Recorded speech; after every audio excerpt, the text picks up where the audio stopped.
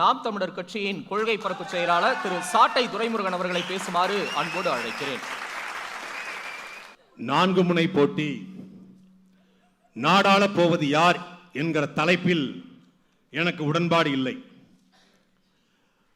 இந்த 4 முனை போட்டியாக இவர்கள் கருதுகிற திராவிட முன்னேற்ற கழகம் 1000 விமர்சனங்களுக்கு உண்டு. ஆனால் கொள்கை ரீதியாக அது திராவிடம் என்கிற சித்தாந்தத்தை கொண்டிருக்கிறது. இன்னொரு கட்சியா இருக்கக்கூடிய அதிமுக அது திராவிடத்துடைய ஒரே குழந்தை என்று அறிவிக்கிறது. அந்த கட்சியில் கூட்டி நிற்கிற பாஜக தேசியம் என்கிற ஒரு சித்தாந்தத்தை வைத்திருக்கிறது. நாம் தமிழர் கட்சி தமிழ் தேசியம் என்கிற கோட்பாட்டை முன்வைக்கிறது. இதிலே இன்னொரு முனையாக மாலை முரசு காட்டுகிற பக்கா மாஸ் கட்சி என்ன கொள்கையை வைத்திருக்கிறது. உங்களுடைய கொள்கை என்ன என்று அவனத்தை கேட்டால் கொள்கைனா என்ன என்று கேட்கிற அளவில் தான் அந்த கட்சி இருக்கிறது. திராவிடமும் தமிழ் தேசியமும் அப்படிங்கிறது கருவாடும் சாம்பாரும் சேர்ந்து கருவாட்டு சாம்பார் என்று சொல்வதற்கு சமம். திராவிடம் வேறு, தமிழ் தேசியம் வேறு. திராவிடத்தை தமிழ் தேசியம் ஏற்காது, தமிழ் தேசியத்தை ஒருபோதும் திராவிடம் ஏற்காது. இந்தியம் இப்போ மரியாதைக்குரிய ஐயா கமலஹாசன் ஒரு கட்சி ஆரம்பிச்சாங்க.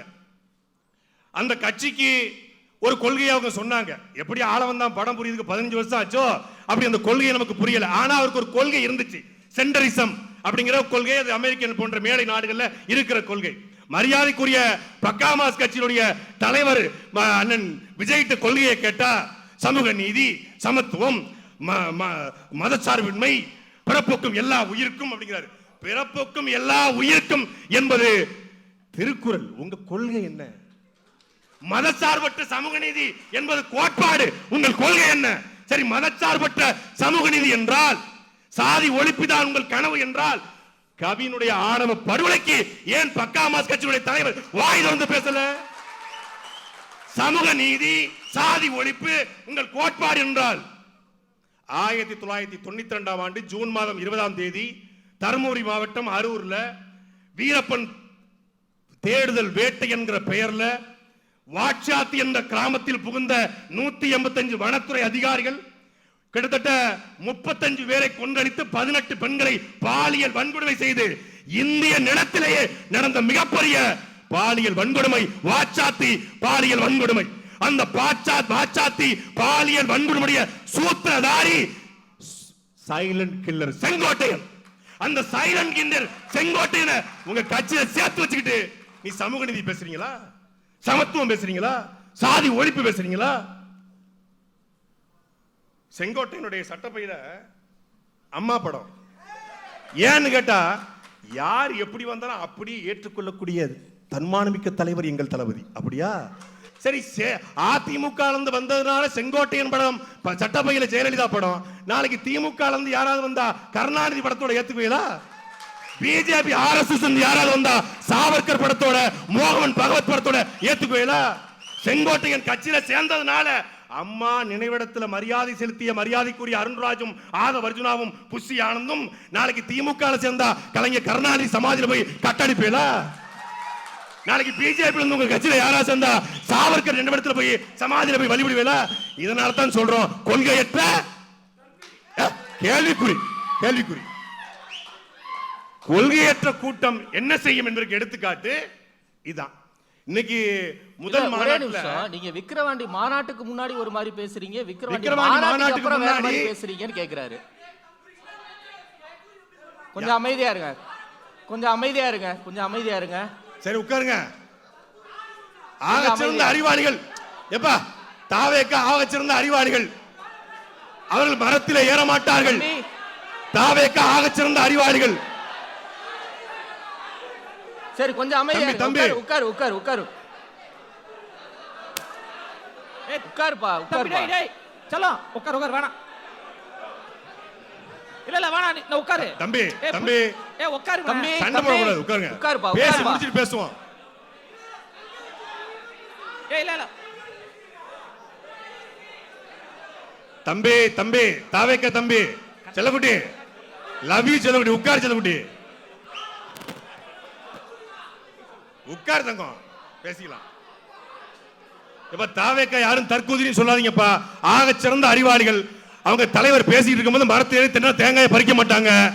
அவங்க தலைவர் வரும்போது கொள்கை என்ன கேட்டா டிவிக்கு கத்த மாட்டாங்க. இருங்க ஒரு நிமிஷம் அமைதியா இருங்க. சரி கொஞ்சம் அமைதியா இருங்க. இல்ல ஒரு நிமிஷம் அமைதியா இருங்க. இல்ல இது பேசலாம். என்ன சொல்றாங்க? உட்காரு.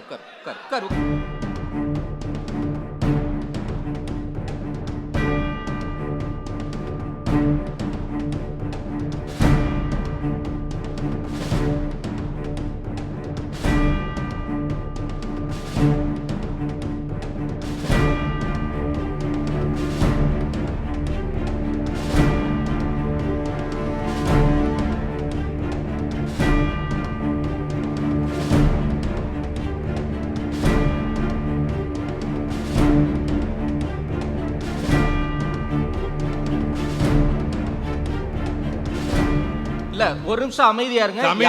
அரங்கத்துல இருந்து யாரும் ரியாக்ட் பண்ண வேணாம். அவர் சொல்றதுக்கு அவர் பதில் சொல்லுவாரு. இவர் மேல விமர்சனம் அவர் பதில் சொல்லுவாரு. கொஞ்சம் அமைதியா இருங்க. யாரும் ரியாக்ட் பண்ண வேணாம். நிகழ்ச்சி நல்லபடியா நடக்கணும், முடியணும். எல்லாரும் ஒத்துழைங்க. நன்றி. தாவேக்காவுடைய தம்பிமார்களுக்கும் சேர்த்து தான் நம்ம அரசியல் பண்றோம். சரியா? எங்கள் அரசியல் என்பது மண்ணுக்காக மக்களுக்கானது. யாரும் மீதும் வெறுப்பு அரசியல் பண்ண வேண்டிய தேவை எங்களுக்கு இல்ல. இன்றைக்கு அவர் வந்தாலே மாநாடு, அவர் நின்னாலே பொதுக்கூட்டம், அவர் நடந்தாலே பேரணி என்று சொல்றாங்க. விஜய் அவர்களுக்கு 28 விழுக்காடு வாக்கு இருக்கு என்று மரியாதைக்குரிய அண்ணன் நாகவர்ஜுனா சொல்றாங்க.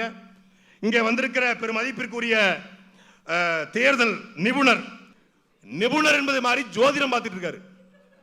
யார் வெல்வார் யார் தோற்பார் ஜோதிடர் அந்த தாயக்கட்டை விட்டுவாங்கல்ல, அது மாதிரி உருட்டிக்கிட்டு இருக்காப்ல. அரசியல் களத்தில் காங்கிரஸ் என்கிற கட்சியை வீழ்த்த முடியும் என்று யாராவது கற்பனை செஞ்சு பார்த்திருக்க முடியுமா?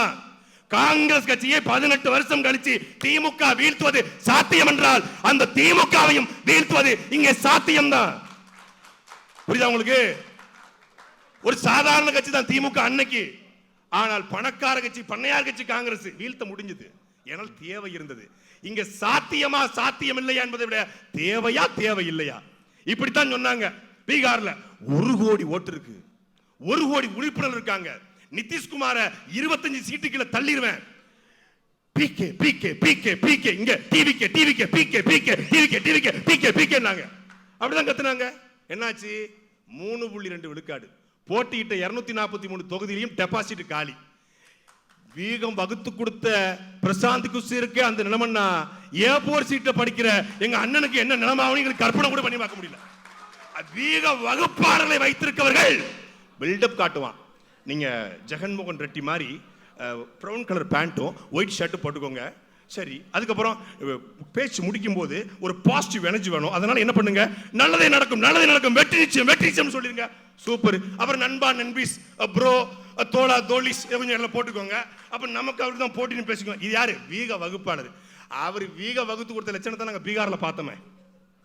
அப்ப இங்க மாஸ் மென்டாலிட்டியை தாண்டி இங்க ஒரு அரசியல் தேவை இருக்கிறது. என்ன அரசியல்? மக்களுக்கான மாற்று அரசியல். நாங்கள் எதை முன்வைக்கிறோம்? இவர்கள் வைப்பது என்பது ஊழல். இந்த எந்த கட்சியாவது ஊழல் செய்யலன்னு சொல்லுங்க. மனசாட்சி தொட்டு ஊழல் செய்யலங்க அப்படின்னு சொல்லுங்க. புதுசா வந்திருக்கிற தம்பி லயலாமணி இருக்கிற பக்காமாஸ் கட்சியும் சேர்த்து கேட்கிறேன். நேற்று அந்த பக்காமாஸ் கட்சியினுடைய தேர்தல் மேலாண்மை பொதுச் செயலாளர் சொல்றாரு, நாங்க ஊழல் செய்யக்கூடாதுன்னு சொல்லல, யாரையும் கொல்லாம ஊழல் செய்யுங்க. ஊழல் செய்யக்கூடாது சொல்லலையா, யாரையும் கொல்லாம ஊழல் செய்யுங்க. அந்த பக்காமாஸ் கட்சியினுடைய தலைவர் இருக்காரு பாருங்க, அவர் சொல்றாரு, நாங்க விமான நிலையம் வேணாம்னு சொல்ல, இந்த இடத்துல வேணாம்னு சொல்றோம். அதாவது இது அப்படியே பாத்தீங்கன்னா பிஜேபியுடைய வேலை திட்டம். நாங்க நீங்க விவசாயத்தை மேல பண்ணிக்கிட்டீங்க, நாங்க கீழே மீத்தேன் ஹைட்ரோகார்பன் எடுத்துக்கிறோம். நீங்க ஊழல் பண்ணுங்க, ஆனா யாரையும் கொல்லாம பண்ணுங்க. அதாவது பவாரியா கொள்ளையர்கள் மாதிரி திருடாதீங்க, கொஞ்சம் பவியமா திருடுங்க. கொள்ளையடிக்க கூடாதுன்னு சொல்ல, உங்க குடும்பத்தை வளர்க்கறதுக்கு கொள்ளையடிக்காதீங்க. ஊழலை நார்மலை செய்யக்கூடிய தாவேக்கா திமுகவுடைய இன்னொரு பெர்சனா இல்லையா என்கிற கேள்வியை நான் இந்த மக்கள் மன்றத்தில் எழுப்புறேன். இல்ல நீங்க இவ்வளவு நேரமும் நீங்க அவங்கள தானே விமர்சிச்சு பேசிக்கிட்டே இருக்கீங்க. திராவிட எதிர்ப்புல இருந்து விஜய் வெறுப்பு நாம் தமிழர் கட்சி. அதாவது உங்க கேள்விக்கு பதில் சொல்றேன். இருங்க. திமுக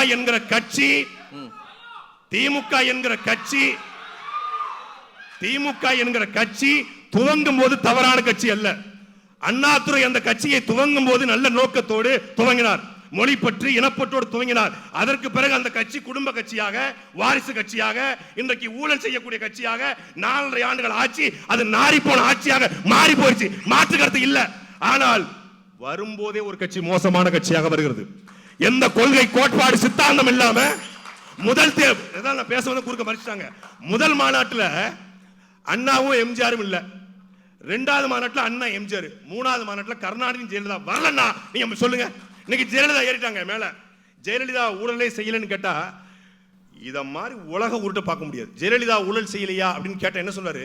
ஒரு கட்டடத்தை நாம் கட்டுகிறோம் என்றால் அந்த கட்டடத்தில் பார்த்துக்கிறோம் என்றால் சில பேர் செங்கல் தருவார்கள், சில பேர் ஐயா இந்த கேள்விக்கு இது பதில் இல்ல. இவரை தான் இந்த கட்சி கொண்டு வந்தோம். செங்கோட்டையை வந்து அந்த தலையில போட்டோம். கோவிச்செட்டி பாளையத்தை தாண்டி செங்கோட்டையை யாருன்னு யாருக்குமே தெரியாது. செங்கோட்டைனா இது தென்காசி பக்கம் செங்கோட்டை இருக்கு, அந்த கோட்டையனாம்னு கேட்பாங்க. அவ்வளவுதான். அவர் வந்ததே இவங்களுக்கு பெரிய கனவு போல தெரிகிறது. அப்ப அதை முதலில் ஒழித்து கட்ட வேண்டிய தேவை இருக்கிறது. கொள்கையற்ற கூட்டம் நாளைக்கு சாவர்கரையும் கொண்டாடும், கோவர்கரையும் கொண்டாடும், நாளைக்கு மோடியும் கொண்டாடும். அதனால அதை முதலில் ஒழித்து கட்ட வேண்டிய அவசியம் இருக்கிறது. சரி, திமுக அதிகாரத்தை பிடிச்சனால திமுகவை இந்த தேர்தலோடு ஒழிக்க வேண்டிய களத்துல நாங்க நிக்கிறோம். திமுகவை எதிர்த்து கேள்வி கேட்கக்கூடிய தகுதியும் துணிச்சலும் ஆண்மையும் எங்களுக்கு இருக்கு. உங்களுக்கு இருக்கா? இதே 2021 திமுகவுக்கு மரியாதைக்குரிய பக்காமாஸ் கட்சியுடைய தலைவர் ஓட்டு போட்டாரா இல்லையா? போடலன்னு இவர் தான் போன தடவை சொன்னாரு. அந்த கட்சியோட தலைவர் சொல்றாரு, என்னையும் உங்களையும் நம்பி திமுக ஏமாத்துச்சுன்னு அவர் சொல்றாரு. ஆதவர்ஜி நான் சொல்றாப்ல, நம்ம தலைவர் வந்து கருப்பு சிவப்பு சைக்கிள்ல போய் ஓட்டு கேட்டாரு, குறைந்தபட்சம் நன்றி உணர்ச்சி கூட திமுக இல்லையாங்கிறாரு. ஓட்டு போட்டு 4.5 கோடி மக்களுக்குமே திமுக நன்றி உணர்ச்சி இல்ல, உங்களுக்கு மட்டும் இருக்க போதா? அப்போ திமுகவை ஒழிக்கணும், திமுகவை எதிர்க்கணும், அதுக்கான திராணி தெம்புங்க இருக்குது. ஆனா திமுக கூடவே இருந்து நமக்கு நாம பயணத்திட்டத்தை போட்டு திமுகவுக்கு ஓட்டு போட்டு திமுகவுக்கு தேர்தல் வேலை பார்த்த ஆதவர்ஜி வச்சுக்கிட்டு திமுக ஒழிக்கிறேன்னு சொல்றது எவ்வளவு பெரிய கேவலம், வேடிக்கை. அதெல்லாத்தையும் தாண்டி லாட்டரி சீட்டு வித்துக்கோங்க, யாருக்கும் கஷ்டப்படாம வித்துக்கோங்க. பிளாக் டிக்கெட் வித்துக்கோங்க, யாருக்கும் கஷ்டப்படாம வித்துக்கோங்க. இப்படி பிளாக் டிக்கெட்டும் லாட்டரி டிக்கெட்டும் சேர்ந்து நாடாள விரும்பினால் நாங்கள் எடுத்து நிற்போம் என்பதை உறுதியாக கூறி விடைபெறுகிறேன். நன்றி, வணக்கம். நன்றி திரு சாட்டை துரைமுருகன்.